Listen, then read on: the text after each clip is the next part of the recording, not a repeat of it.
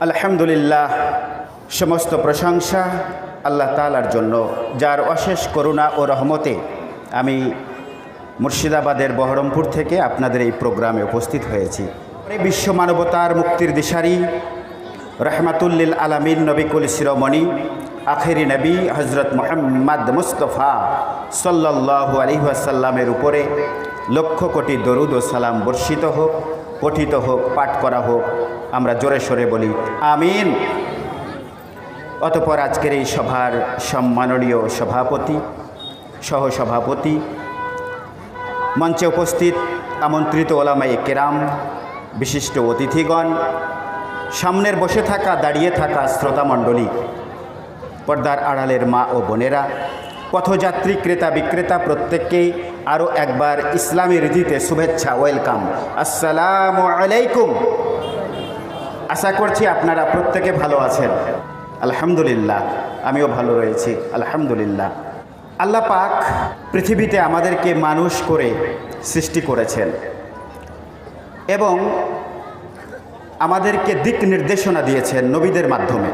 ইসলাম হচ্ছে সর্বোৎকৃষ্ট একটি ধর্ম, যেটা পৃথিবীর অন্যান্য ধর্মের মতো ধর্ম নয়। এটি হচ্ছে একটি পূর্ণাঙ্গ জীবন বিধান। আল্লাহ পাক পবিত্র কোরআনে আল ইমরানের 19 নম্বর আয়াতে সে কথা বলেছেন, ইন্নাদ-দীনা ইনদাল্লাহিল ইসলাম। আল্লাহ পাক বলছেন, মনোনীত, নির্বাচিত, গ্রহণযোগ্য দিন হলো ইসলাম। পৃথিবীতে আরও অনেক মত, পথ, ধর্ম রয়েছে, তার মধ্যে আল্লাহ পাকের কাছে সবচাইতে গ্রহণযোগ্য মনোনীত দিন হচ্ছে কি? ইসলাম। যে ইসলাম আমরা মেনে চলি নাকি?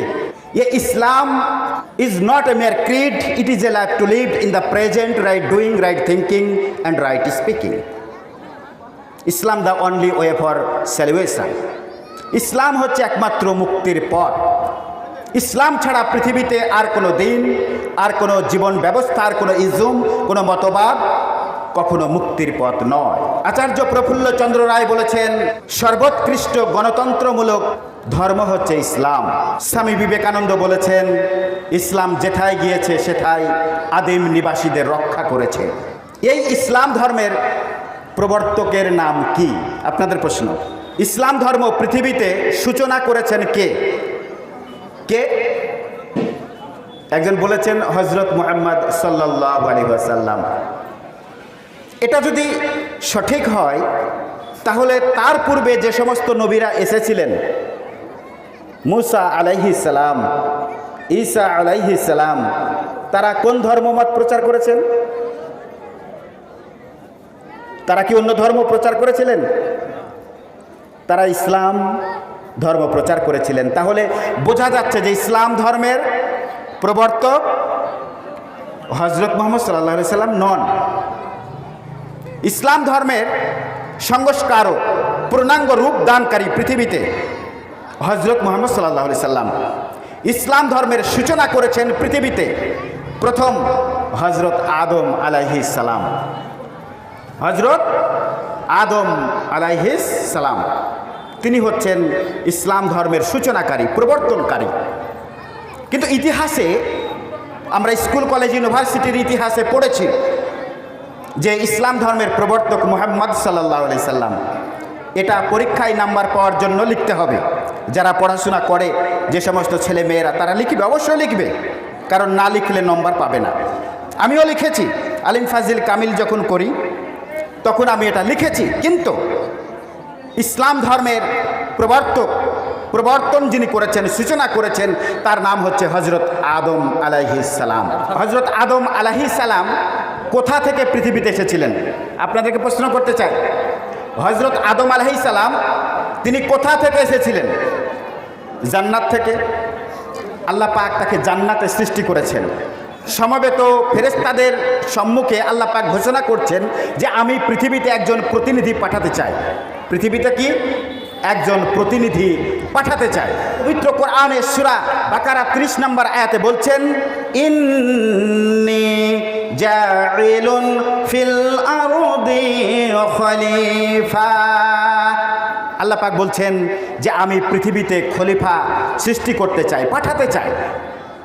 ফেরেশতারা সমচ্চারিত কণ্ঠে বললেন যে আল্লাহ পাক, তুমি যাকে সৃষ্টি করতে চাচ্ছ সে তো পৃথিবীতে গিয়ে রক্তপাত করবে, সে পৃথিবীতে গিয়ে ঝামেলা করবে, অশান্তি করবে, তাকে সৃষ্টি না করলেই হয়, কারণ তোমার ইবাদত জন্য আমরাই যথেষ্ট।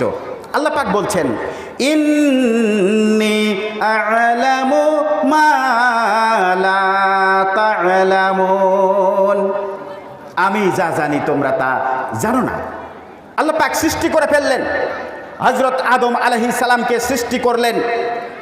সৃষ্টি করার পরে তিনি জান্নাতে বিচরণ করতে বললেন এবং তার থেকে হযরত হাওয়া আলাইহিস সালামকে তৈরি করলেন। আল্লাহ পাক পবিত্র আল কোরআনের সূরা মুমিনুন 12 নম্বর আয়াতে বলছেন লাকাদ খালাকনাল ইনসানা মিন সুলালাতিম মিন তিন, আমি মানুষকে সৃষ্টি করেছি মাটির সারাংশ থেকে।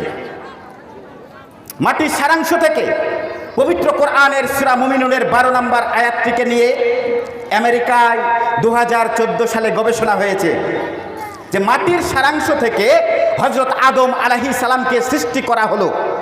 আসলে মাটির সারাংশটা কি জিনিস? মাটির সারাংশটা কি জিনিস? বিজ্ঞানীরা বলছেন যে মাটির সারাংশ হচ্ছে ইউরেনিয়াম, আর ইউরেনিয়ামের পরমাণুকে ভাঙলে তৈরি হয় পরমাণু, যার তাপমাত্রা হচ্ছে 10 কোটি ডিগ্রি সেন্টিগ্রেড, যা থেকে তৈরি হয় অ্যাটম বোম। সারা পৃথিবীতে যে অ্যাটম বোম তৈরি আছে, এটাকে যদি বাস্ট করে দেওয়া হয় তাহলে পৃথিবীকে পুড়িয়ে তামা করা হয়ে যাবে। আর আজাজিলকে যে আগুন থেকে তৈরি করা হয়েছিল, সেই আগুনের তাপমাত্রা হচ্ছে মাত্র 100 ডিগ্রি সেন্টিগ্রেড। তাহলে 10 কোটি ডিগ্রি সেন্টিগ্রেড তাপমাত্রা বেশি না 100 ডিগ্রি? কোনটা? 100 ডিগ্রি। 100 ডিগ্রি। কিন্তু সেই দিন জান্নাতে আজাজিল ফকর করেছিলেন, অহংকার করেছিলেন, আল্লাহকে বলছেন যে আমি আদমকে সেজদা করব না, কারণ আমি আগুনের তৈরি আর আদম মাটির তৈরি, অতএব সেজদা করব না। আল্লাহ পাক জিজ্ঞেস করছেন তোমার এই অহংকারের কারণটা কি? তখন তিনি বললেন যদি আগুন ধরিয়ে দেওয়া হয় তাহলে আগুন সব সময় উপরের দিকে উঠতে থাকবে। আগুনের গতি কি? উপরের দিকে, উপরের দিকে উঠতে থাকবে। আর মাটিকে যদি ছুঁড়ে ফেলা হয় তাহলে মাধ্যাকর্ষণ শক্তির টানে সে আবার নিচেই চলে আসবে, তাহলে উপরের দিকে যে থাকে তারই সম্মান বেশি। এই বলে ফকর করলেন। কিন্তু 2014 সালে এসে বিজ্ঞানীরা প্রমাণ করে দিলেন যে মাটির সারাংশ থেকে যে আদমকে তৈরি করা হলো, সেই মাটির সারাংশের তাপমাত্রা হচ্ছে 10 কোটি ডিগ্রি সেন্টিগ্রেড। জোরে বলি লিল্লাহি তাকবীর। বক্তব্যের মধ্যে চমক থাকবে, সবসময় নতুন নতুন তথ্য কোরআন এবং হাদিসের উদ্ধৃতি দিয়ে আলোচনা হবে ইনশাআল্লাহ। এর জন্য আল্লাহ পাক বলেছেন ইন্নী আ'লামু মা লা তা'লামুন, আমি যা জানি তোমরা তা জানো না। আল্লাহ পাক তো মহা জ্ঞানী, বিজ্ঞানীদের বিজ্ঞানী, মহান স্রষ্টা, যিনি আকাশ, পৃথিবী, জমিন, অসংখ্য গ্রহ নক্ষত্র তারাকে সৃষ্টি করে নিজ নিজ কক্ষপথে পরিভ্রমণ করাচ্ছেন। জোরে বলি সুবহানাল্লাহ। প্রিয় হাজিরিন, তাহলে সে আদম আলাইহিস সালামকে আল্লাহ পাক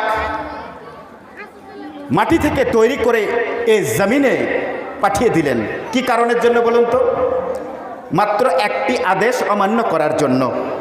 শয়তানের খপ্পরে পড়ে তিনি নিষিদ্ধ গাছের কাছে চলে গিয়েছিলেন, একটি ফল খেয়ে ফেলেছিলেন।